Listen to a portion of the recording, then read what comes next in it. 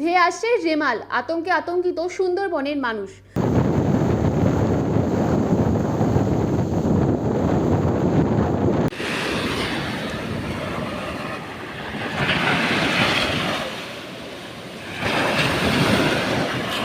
Mic প্রচার শুরু করলো সিভিল ডিফেন্স।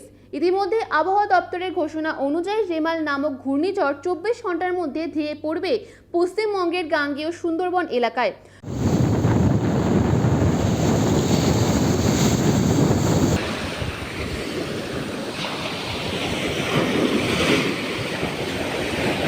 সকাল থেকে রেফারগঞ্জ পোস্টাল থানার পুলিশ, নামখানা থানার পুলিশ, গঙ্গাসাগর কোস্টাল, গঙ্গাসাগর থানা, কাকদ্বীপ থানা, হারু পয়েন্ট কোস্টাল, পাথর প্রতিমা থানা, গোবর্ধনপুর কোস্টাল এবং সুন্দরবন উপকূলীয় থানার প্রশাসনের সঙ্গ নিয়ে সিভিল ডিফেন্সের কর্মীরা বিভিন্ন জায়গায় প্রচার শুরু করলেন।